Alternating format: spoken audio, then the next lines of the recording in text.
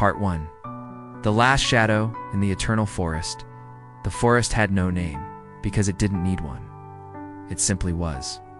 It was a place of eternal spring twilight, a green lung that breathed with the slowness of ages. There, the leaves refused to fall, clinging to the branches with an enchanted stubbornness. And the snow never dared to touch the ground, as if respecting an ancient pact. Time, in that domain, was not a straight line, but a perfect and serene circle. For Eliana, a unicorn, this was the totality of the universe, a cocoon of filtered light and reverent silence. Her body was a brushstroke of moonlight against the dark green tapestry. Her hooves, lighter than a falling leaf, left no marks on the damp earth. Her single horn, a spiral of mother of pearl that captured and refracted the faintest spark of light, was not a weapon, but an organ of sense, an antenna tuned to the world's own song. She was the soul of the place, and the place was her extended skin. She knew every root that snaked under the moss, every trickle of water that murmured in secret beneath the stones, every clearing where flowers bloomed in colors human eyes had long forgotten. Immortality, for Eliana, was not a burden, but a natural state. She did not see herself as a creature that lived forever, but as a fixed and eternal part of a picture that was also eternal. The seasons did not mark her with wrinkles or weariness, but with a succession of sensations, the damp perfume of earth after a passing rain, the sleepy buzz of insects at the height of summer, the fresh whisper of the wind heralding longer nights. She was as old as the sky and as constant as the moon, and this certainty was the foundation of her existence. Other creatures shared this sanctuary. They were not common animals, but beings made of the same stuff as dreams and nightmares. Tree spirits who whispered in woody dialects, goblins with luminous eyes who played hide-and-seek in root holes, and iridescent fairies who danced like living sparks in the sunbeams. With them, Eliana needed no words. Communication was an exchange of intentions, of pure feelings, a melody shared on the frequency of magic.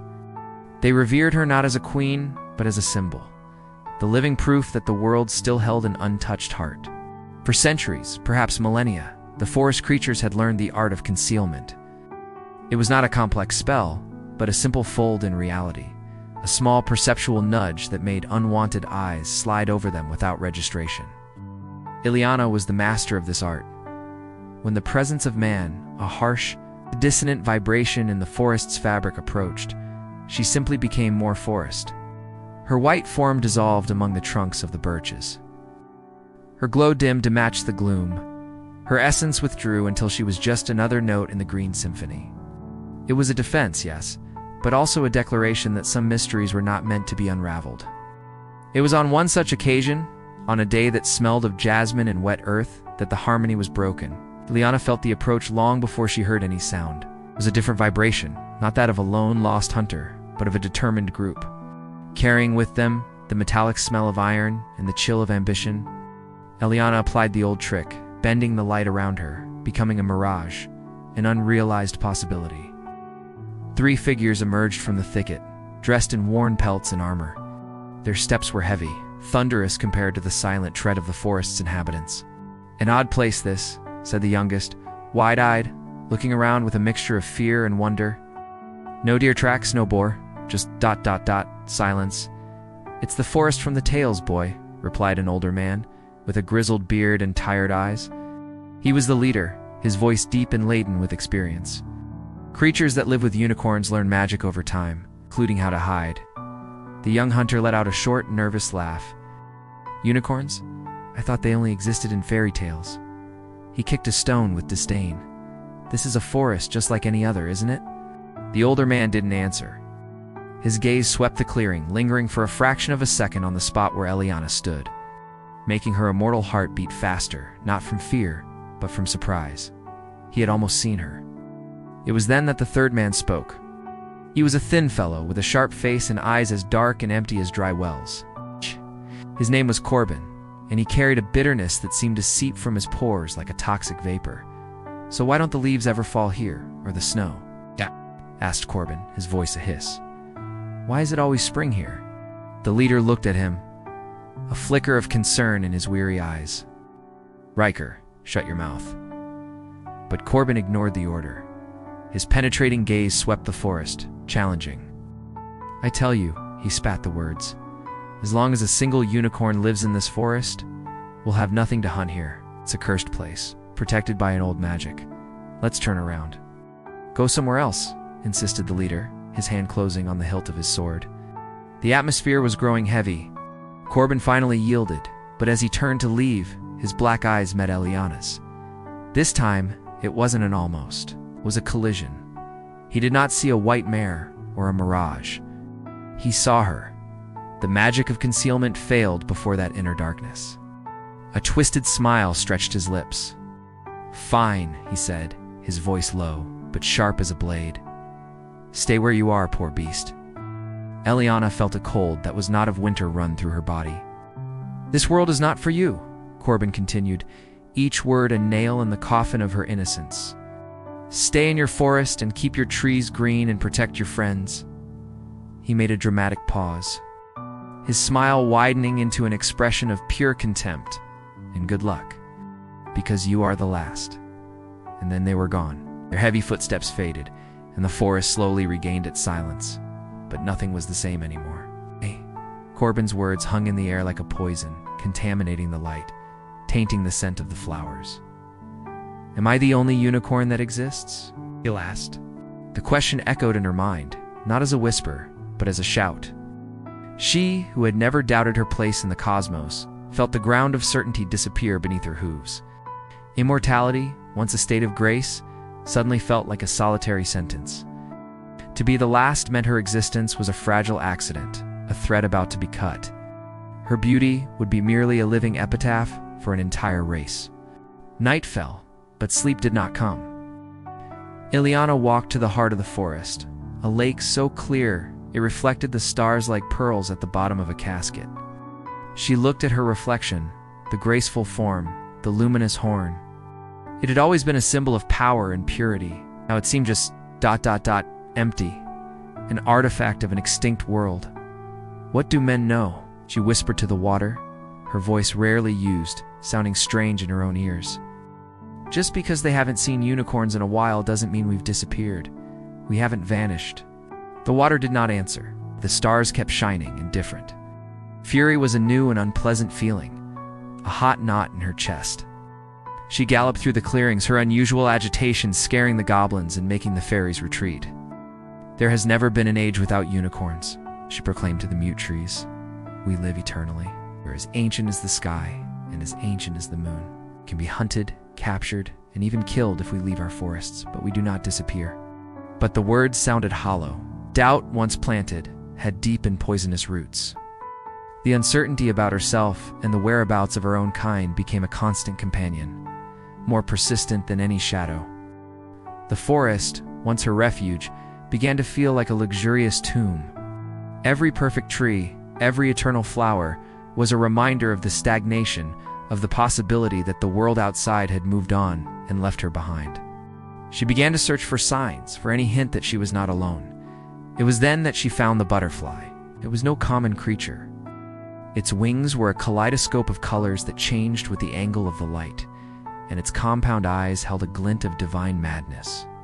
It danced in the air, humming fragments of disjointed songs and poems. "Hello, butterfly. Welcome." Ileana greeted it, a spark of hope igniting in her chest. "Have you traveled far?" "How far I've traveled? Yes, sir. To be where you are," the butterfly replied, its voice a tinkling of tiny bells. Eliana, with a patience only the eternal possess, tried to steer the conversation. "Butterfly, in all your travels, have you seen others like me? At least one?" The butterfly paused on a flower, its wings pulsing softly. "Oh, I saw a man with a scarf." "The man with a scarf? The man with a scarf?" Despair began to tighten Eliana's heart. "Butterfly, at least one. Tell me if you've seen just one? One? Just one that might be mine? ... Down. Go and get it and be a star. ... Double quotes the butterfly hummed before taking flight in a random spiral. Hope drained away, replaced by bitter frustration. "I deserve that for asking you," Eliana murmured, watching the butterfly disappear among the trees. "The only thing butterflies know is songs and poems and nothing more." But then, Weeks later, when the doubt had become a dull, constant ache, the butterfly returned. This time, its flight was less erratic, and its eyes seemed a little more focused. "Listen, listen," it chirped, landing on the tip of Eliana's horn. "You can find them if you are brave." Eliana's heart raced. "Find them? Who?" "They passed by a long time ago." The butterfly sang, and the Red Bull followed them and covered their tracks. Red Bull. "What is the Red Bull?" Eliana asked, her voice trembling. But the butterfly was already being carried away by another train of thought. "It is the firstborn bull of His Majesty, and its horns are the horns of a wild ox. With them, it led the unicorns, all of them, to the end of the world. Listen. Where are the other unicorns, and what is the Red Bull?" Eliana begged, galloping softly to follow the insect's wandering flight. "Listen, listen," the butterfly shouted, rising toward the sky. "The king is in his counting house, counting. Counting. Its voice was lost in the air, leaving behind a silence heavy with meaning. Eliana stood paralyzed. Were they just fragments, the delirium of a hallucinating creature? Or were they the only clue she would ever receive? The uncertainty about her species' whereabouts now had a name, the Red Bull, and a location, the kingdom of a king. Looking at the forest that had been her home for all eternity, Eliana made the most difficult decision of her long life. The safety of the known was a lie if the loneliness was the truth. Doubt was an anchor, but also a wind pushing her forward. "I must go," she whispered to the tree spirits, to the starry lake, to the very air that sustained her. "I must know if I am the only unicorn left in the world, and if they are hiding them all somewhere. If they need my help, I will return, as soon as I can." The next morning, without ceremony, Eliana walked toward the edge of the forest. For a moment she hesitated, feeling the familiar protective warmth of the place that had created her. Then, remembering the butterfly's words, "If you are brave," she took a step out of eternity and into the transient world of men. The air outside was different, harsher, heavier with dust, and a strange smell of smoke and sweat. It was the smell of uncertainty, and she was immersed in it. Courage had taken her beyond the known. But the first contact with the blind and brutal reality of men would test not only her determination, but the very essence of what she was. The search for truth would soon become a struggle for her own survival, and the gift of invisibility would reveal itself as her cruelest curse. End of part 1. If you enjoyed it, subscribe to the channel and receive more videos like this. Thank you very much. Part 2. The prison of flesh and illusion, the world beyond the forest, is an assault on the senses of a unicorn like Eliana. The air, once a perfumed veil, was now a rough mixture of dust, soot, and the sour-sweet smell of human crowds. The sounds were no longer the harmonious whisper of wind and water, but a strident cacophony of rough voices, the grating of wagon wheels, and the distant barking of dogs. The sunlight, unfiltered by the canopy, beat down naked and cruel, revealing a landscape of faded colors and harsh angles. She walked with her innate grace, but every step was a victory over the instinct to flee, to hide in the lush safety she had left behind. The men who passed her, peasants with sun-beaten faces, merchants on their overloaded carts. Soldiers with empty eyes looked, but did not see. Their eyes slid over her white form and luminous horn, without registering them, without the spark of recognition or awe. She, deep down, still expected. To them, she was just a lost white mare, perhaps a valuable one. The gift of concealment had turned against her. It was as if she were a ghost, condemned to witness a world she was no part of. "Fine animal you got there," a man said, his voice slurred and heavy. He reached out to grab her mane, and Eliana recoiled, a primal fright shooting through her body. His touch was warm, damp and possessive, so different from the respectful touch of the forest spirits. "Who do you belong to? A pretty thing like you?" he grumbled, lurching forward again. Panic, a new and overwhelming emotion, bubbled up inside her. Eliana spun on her heels and galloped, not toward anything, but away. Her hooves clattered on the cobblestones, an exposed and vulnerable sound. She ran until her breath burned in her lungs, and twilight began to settle, finding refuge at the edge of a sparse woodlot. It was there that the men from the caravan found her. They weren't hunters, but something that seemed to her just as predatory. A band of tired faces, in colorful but dirty clothes, surrounding wagons covered with worn canvas. "Well, hello there, little one. Hello, dearie." One of them, a short, muscular man named Rock, approached with a rope. "Come on now, good girl. Nice animal. I'll get you a halter, clean you up. You'll be the prettiest mare of all." Eliana stood motionless, allowing him to loop the rope around her neck. A spark of hope remained that at any moment, someone would look and see the truth. But that hope died when Rock pulled on the rope and said, "Come on, horse." Horse. The word hit her like a physical blow. Mare, me, a horse. The indignation was so intense, it paralyzed her for a moment. "Is that what he calls me? Is that what you see?" She struggled, pulling on the rope with a strength that surprised the man. "Whoa, now, steady, good girl," he yelled, his eyes wide with surprise. "What a beauty you are," he said, catching his breath, a calculating light in his eyes. "I'll feed you and take you to the fair. Come on, horse." "A horse? Is that what I am?" "A horse, of course." The reality of her situation crashed down on her. The men weren't just blind. They were active in their blindness, forcing the world to fit their limited expectations. They saw what they wanted to see, and no truth, however radiant, could penetrate that barrier. Caged in a wagon, Eliana watched the world pass by like a tapestry of sorrow. She saw impoverished villages, clear-cut forests, and muddy rivers. She remembered Corbin's words, "This world is not for you." For the first time, she understood what he meant. It wasn't a curse. It was a statement of fact.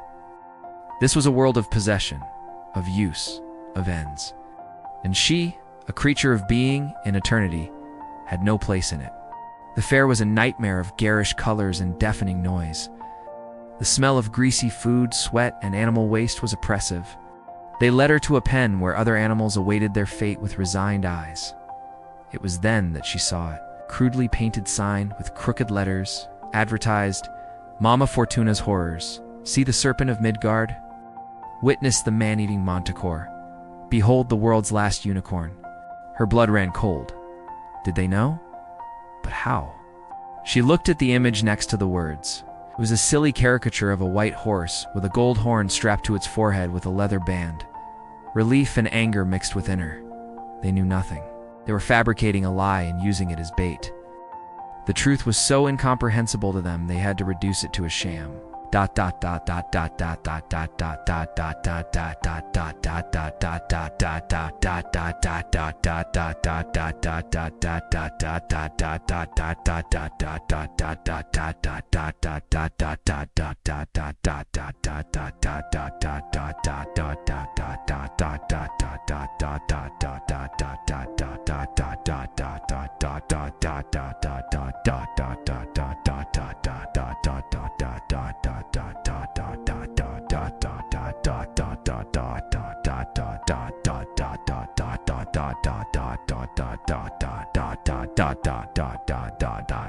He slipped in quietly, his long, dark robes, like the wings of a wounded raven. His face was young, but his eyes carried the weight of centuries of failure. "Hello?" he whispered, his voice soft and slightly trembling. "I'm sorry, I couldn't come sooner." Eliana looked at him. There was something different about him. Spark, faint as a candle in the wind, but undeniable. He didn't see her completely, but he suspected. "I have never been under a spell before," Eliana spoke, her voice sounding strange and musical in the filthy darkness. "There has never been a world where I was not known." Lysander smiled, a sad, understanding smile. "Oh, I know exactly how you feel. It is a rare person who is taken for what they really are."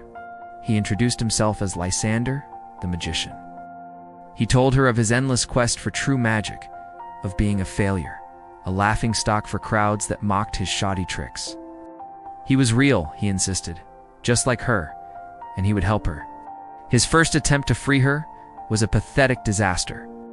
Dramatic shouts and gestures, words that sounded impressive, but produced nothing but weak sparks and a smell of burnt sulfur. The cage remained intact. "I told you, Mama Fortuna doesn't think so," he said, his voice heavy with shame. "She sees me as a fraud, a charlatan." "Try again," Eliana pleaded, feeling time slipping through her fingers.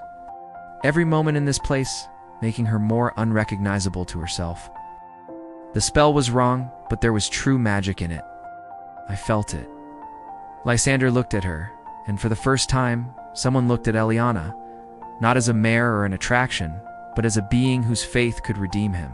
"My dear, you deserve the services of a great magician," he said, his voice a thread of hope, "but you will have to make do with the aid of a second-rate apprentice." He tried again. This time, there were no dramatic gestures, just a deep concentration, a fierce will that emanated from him like heat. His hands shook and his face grew pale. He shouted the words of power, and this time, the response was violent. The cage bars didn't break. They twisted and fused with a metallic shriek, creating an opening. "Quickly," he gasped.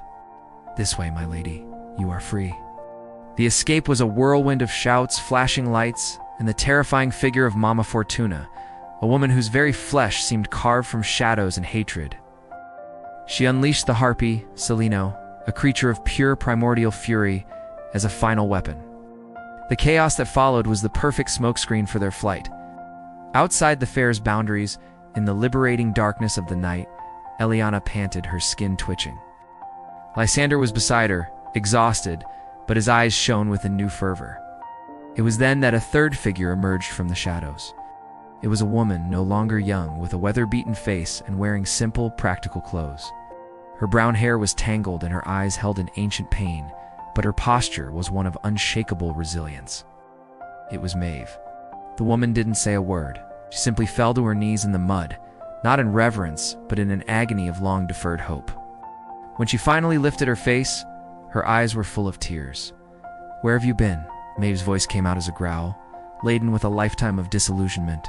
"GMU, where have you been?" Lysander tried to interfere. "Don't speak to her that way." "Where were you 20 years ago? 10 years ago?" Maeve continued, ignoring him, her grief overflowing like a swollen river. "Where were you when I was young, when I was one of those innocent maidens who always sought you? How dare you come now when I am like this?" Eliana looked at this woman, at the raw passion of her grief, and understood. Maeve wasn't angry at her. She was angry at the world, at the unkept promise of magic, at the beauty that had come too late. Eliana bowed her head, a profound sadness settling over her. "All right," Maeve said, her fury draining away as quickly as it had come, replaced by a weary acceptance. "I forgive you." She stood up, brushing the dirt from her dress. "Oh, it's time we were going," Lysander protested. "You can't come with us. We're on a quest." Maeve looked at him with disdain. "Ask her." Eliana looked at Maeve, at this rough, real human whose pain was a testament to her own existence, nodded almost imperceptibly. "I'm ready," said Maeve. And so, the unlikely trio set off, the immortal unicorn, the failed magician, and the woman whose faith had been restored at the last possible moment. The quest for answers continued, but the group now carried its own secrets and sorrows. The journey led them through increasingly arid landscapes toward the domains of King Morvan. It was during this trek that the threat of the Red Bull, until then a legend, materialized. They saw it in the distance first, a smoldering red stain against the gray hills, moving with an implacable determination that was not of an animal, but of a force of nature. The ground trembled with its passing, was larger than any bull, its hide the color of dried blood, and its eyes blazed with an insane inner fire. It didn't sniff the air, it seemed to know. And it knew of Eliana. The confrontation was inevitable. It found them in a rocky gorge, blocking the only way out. Its bellow was not a sound, but a wave of pure hatred that made the stones shudder. It charged, not toward Lysander or Maeve, but straight for Eliana, its single, undeniable target. Lysander tried everything: spells of illusion, paralysis, enchantments, even tricks of smoke and mirrors. The Red Bull plowed through them as if they weren't there. His magic, still nascent and undisciplined, was like throwing pebbles at an avalanche. "Do something," Maeve screamed, holding on to a cornered Eliana. "He doesn't want to kill her," Lysander shouted back, his voice shrill with panic. "He is driving her as he drove the others to the castle, to King Morvan." Eliana felt the heat of the beast's body, the smell of ashes and fury. She knew Lysander was right. There was a purpose to this pursuit, a cruel logic. To be herded into Morvan's collection was a fate worse than death. "Please," Maeve begged Lysander. Please do something. What can I do? He despaired, his empty hands trembling. Do you think the Red Bull will be amused by card tricks? It was then, looking at the terror in Eliana's eyes, that the spark within Lysander finally found its fuel. Magic wasn't about words or gestures. It was about need. It was about love and desperation. If I could, I would turn you into another creature, he said, his voice suddenly calm and clear as if repeating a long-forgotten truth, something too humble for the Red Bull. But that requires a true magician, with true magic, and I can pretend no longer. But do it, Maeve insisted, her eyes locked on his. You have magic. You may not be able to find it, but it's there. You summoned Robin Hood, and there is no Robin Hood. You have all the power you need. If you dare to look for it, in that moment, Lysander stopped trying to be a magician and simply became one. His posture changed. The hesitation vanished, replaced by a quiet authority. He raised his hands, not to the sky, but toward Eliana, and the words that came from his mouth were not a shout, but a solemn declaration.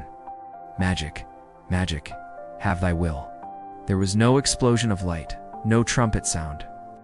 There was a silence, deep and absolute, as if the world itself were holding its breath. The air shimmered around Eliana like water. She felt a terrifying sense of uprooting, as if every particle of her being were being unmade and remade. The immortal form she had known since the first day dissolved like smoke. The pain wasn't physical. It was existential, the rending of the very soul. When the silence dissipated, the Red Bull stopped, snorted, confused. It looked at the figure that now stood where the unicorn had been. It sniffed the air, searching for the trail of pure magic that had been its target. It found nothing. With a frustrated bellow, it turned and lumbered away, its mission apparently complete, for what it sought no longer existed. Maeve and Lysander looked at the ground, to where Eliana had been. There, now, stood a young woman. She was incredibly beautiful, with hair as white as the unicorn's mane and eyes the color of the twilight sky. She was dressed in simple clothes that seemed woven from the mist itself. She was Lady Amalthea. She looked at her hands, human hands, with long fingers and nails, and a cry of horror and denial escaped her lips. What have you done to me? Her voice was a ragged whisper laden with unspeakable panic. Oh no, oh please no, I am a unicorn. I am a unicorn. She fell to her knees, touching her own face, her own arms, as if expecting to find the truth beneath the false skin. Look, I couldn't think of anything else to do to save you, Lysander explained, his voice full of a mixture of triumph and remorse. What have you done to me? She repeated, and now tears were streaming down her face. Human tears, warm and salty. I would rather you had let the bull take me. I would rather you had left me with the harpy. Lysander tried to console her, explaining it was temporary, that it was the only way. But Amalthea couldn't hear him. She could only feel the prison of this new body, the way it weighed down her spirit. How her senses were muted, how human emotions bombarded her like a storm fear, shame, despair, and a deep, bony sadness that was worse than any physical pain. I can feel this body dying all around me, she whispered, clutching herself. Maeve turned to Lysander, her eyes full of anger and concern. You fool, do you hear me? We've lost her. We've put her in a human body. She'll go mad. Lysander, however, seemed transformed. The power he had summoned still clung to him. I can bring her back. Don't worry, I can bring her back. But as he spoke, Amalthea looked toward the horizon in the direction of Morven's castle. The mission was still there. The others were still captive. But now, the greatest struggle was no longer against a bull of fire or a mad king. The struggle was within her, a silent, agonizing battle between the memory of an immortal and the confusing. Overwhelming desires of a human heart beating for the first time, and with every beat the ghost of what she was seemed a little farther away. Trapped in her new form, Amalthea would have to navigate the court of an obsessed king, where the love of a prince offered a tempting refuge from her duty, and the struggle to remember who she was would become the most difficult battle of all. End of part 2. If you enjoyed it, subscribe to the channel and receive more videos like this. Thank you very much. Part 3. The price of the Dawn King Morven's castle did not stand upon the hill, but rather grew from it, like a broken gray bone piercing the skin of the earth. There were no gardens, No vineyards, no hum of a vibrant court. Only stone, wind, and a profound silence, broken by the distant cry of gulls and the eternal roar of the sea below. The fortress was a mirror of its sovereign's soul, arid, closed off, and obsessed with a single thing. For Amalthea, every step within those walls was agony. The human body that imprisoned her felt the cold of the stone in a way her immortal hide never had. The smells were of mildew, old wax, and a rancid despair. The weight of those walls seemed to crush not only her body, but her memory. With each passing day, the recollection of the eternal forest, the feeling of the wind in her mane, the light captured in her horn, grew fainter, a beautiful, painful dream, dissolving upon waking. In its place came new sensations: the rough texture of the dresses Maeve procured for her, the complex taste of food, and, most disturbingly, the presence of Evander. The prince was a paradox. Raised in that cage of stone, he was everything his father was not: warm, idealistic, and starved for beauty. He saw her not as a curiosity or a collectible, but as a miracle. And in his human simplicity, he saw Lady Amalthea, the woman, and not the unicorn, struggling not to die inside her. He tried to court her with the tools of his world, poetry. He read to her, his hesitant voice echoing in the empty halls. Verses about heroism and love that rang hollow against her silent, tormented reality. "I have had time to write a book," he recited one day, under the cynical gaze of a dusty banner. "It's about the way you act and look. I don't have a single paragraph." Amalthea, for that was the name she now had to bear, even as it burned her soul, looked at him. Her eyes, once pools of eternal wisdom, were now clouded with human confusion. She could barely recall the purpose that had brought her there. The quest for the others felt like a story someone else had told. "Who am I?" she whispered to Maeve, in a rare moment of privacy. The quarters granted to them were cold and gloomy. Why am I here? What am I searching for in this strange place, day after day? Maeve, ever practical, ever anchored in reality, held her hands. They were ice cold. "The unicorns," she reminded her gently, her voice a thread of lucidity in the fog growing in Amalthea's mind. "If you are not the last, once. I cannot recall it," Amalthea murmured, her eyes losing themselves in the flame of a candle. "It was a long time ago, something strange. It was innocent and wise and full of pain. The pain was the only thing that remained vivid. The pain of loss, of transformation, of longing for something she could no longer name." Meanwhile, Lysander played his part as court jester with painful mastery.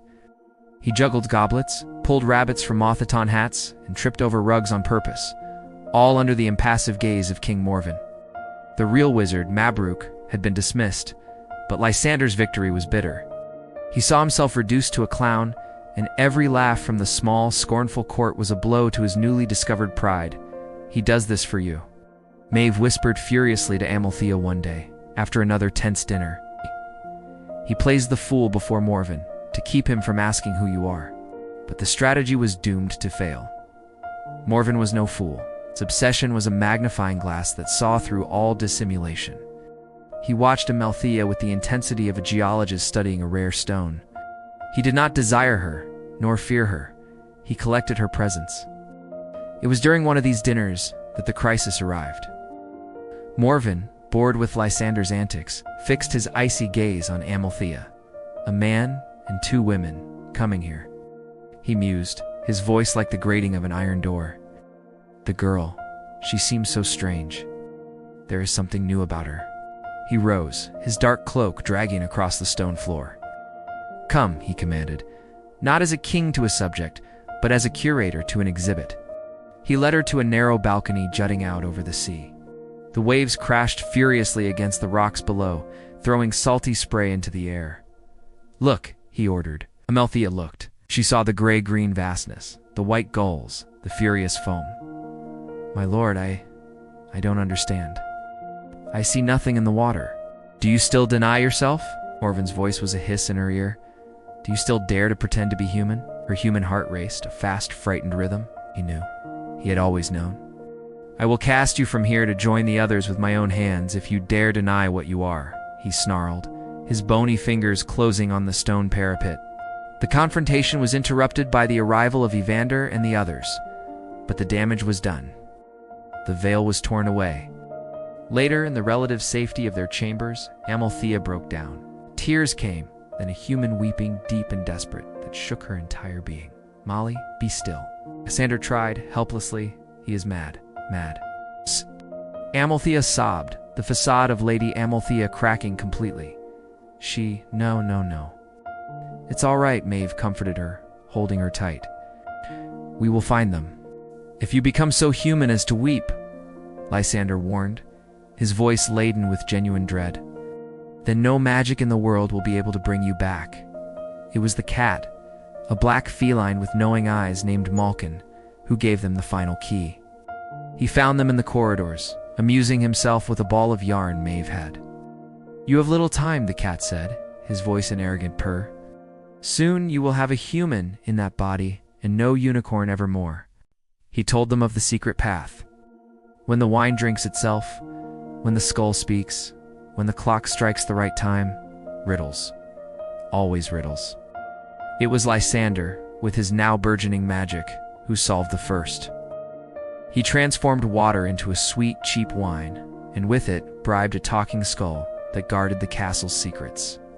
The skull told them the truth. The path was through the clock, not by waiting for it. The escape into the dungeons was a race against time and against Amalthea's own heart.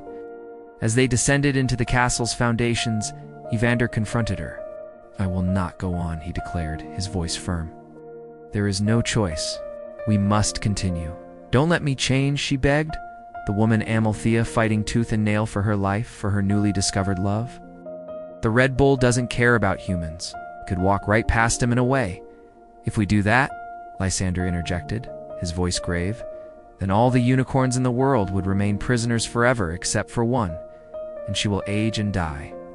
"Everyone dies," Evander argued, his pain overflowing. "Wanna die when you die?" "I am not a unicorn. I am not a magical creature. I am human, and I love you. Don't leave." It was the moment of final choice. Amalthea looked at the young prince, at his face marked by an honesty she had never known. Marry the prince, and live happily ever after. It was a tempting desire, a happy ending within reach. But then she looked past him, into the darkness of the tunnel that led to her true mission. And she remembered. Not with the clarity of before, but with the certainty of a deeply buried instinct. "Lear, I will not love you when I am a unicorn," she said. And they were the truest and cruelest words she had ever spoken. Evander, the hero, understood. "A quest cannot simply be abandoned," he said, his voice trembling but resolute. "The unicorns have not been rescued in a long time, but not forever." They found the cavern, a vast natural amphitheater that smelled of salt, seaweed, and an ancient sorrowful magic. And there, cornered by the high tide, were they. Dozens, hundreds of unicorns. Their forms were ghosts of silvery light against the cavern's darkness, their horns a field of fallen stars. They were alive, but their essence was dormant, their spirits broken by eternal imprisonment. It was a sight of heart-rending beauty, the final proof of Morven's madness. And then the Red Bull emerged, not as an animal, but as a cataclysm.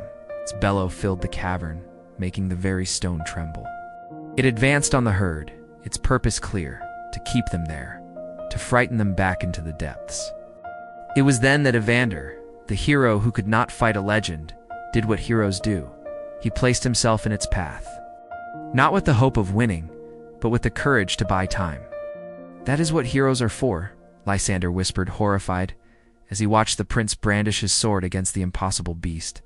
The confrontation was brief and brutal. Evander was thrown against the rocks like a rag doll. The scream that tore from Amalthea's throat was from both the woman and the beast, a symphony of agony. "Do something, Maeve," screamed at Lysander. "You have the power. What is magic for?" she yelled when he hesitated. "What is it for if it cannot even save a unicorn?"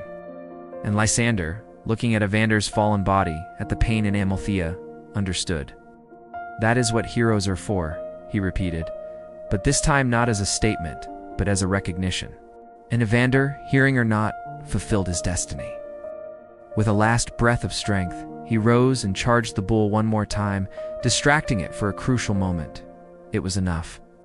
In that instant, Amalthea's choice was made real. The memory of what she was, the love for her own kind, The pain of seeing the man who loved her die, all of it, fused into a single, indestructible will. She was no longer Lady Amalthea, she was Eliana, and she charged. The battle between the unicorn and the Red Bull was the collision of two primordial concepts: untamable freedom and obsessive possession. She did not fight with hatred, but with a fierce sadness. Her horn, now real and terrible, was not a weapon of destruction, but an instrument of liberation. She drove it home, not to kill, but to break the spell, to dispel the shadow that held her people captive. When the Red Bull, defeated not by force, but by a more powerful truth, recoiled and dissolved into mist and smoke, a silence fell over the cavern. And then, one by one, the unicorns began to move. Slowly at first, and then, like a rising tide of light, they galloped out of the cavern into the freedom of the open world. The earth trembled with their passing, not with fear, but with joy. Amalthea was back in her true form, but nothing was as it had been. She approached Evander's body. The prince was dead. Oh, the price of the dawn had been paid. But in a world where unicorns once again ran free, even death could be challenged. The life Eliana had brought back to the world seemed to concentrate on that single point of sorrow. A soft light emanated from her, enveloping the prince's body. When the light faded, Evander was breathing again. Morven's kingdom, without the king's obsession to sustain it, began to crumble. The king himself, seeing his treasures liberate themselves, seemed to wither with his castle, his madness finally consuming him completely. The farewell was bittersweet. Evander, now king, looked at Eliana the unicorn, knowing the woman he had loved was forever lost to him. "I will miss you," he said, his voice laden with a mature pain. "I never had friends before." Eliana bowed her head. "I wish I could see her just once more, to tell her all that is in my heart," he whispered.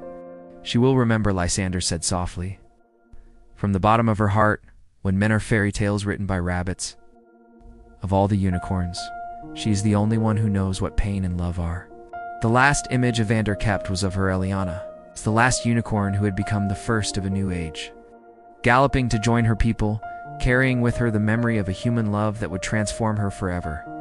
She was free, but she carried the price of that freedom, the scar of a love that made her unique, even among her eternal kind. And Lysander, the magician who had finally found his magic, looked toward the horizon, where the herd shone under the rising sun, and knew that some stories have no end, only new beginnings. If you enjoyed it, subscribe to the channel and receive more videos like this. Thank you very much.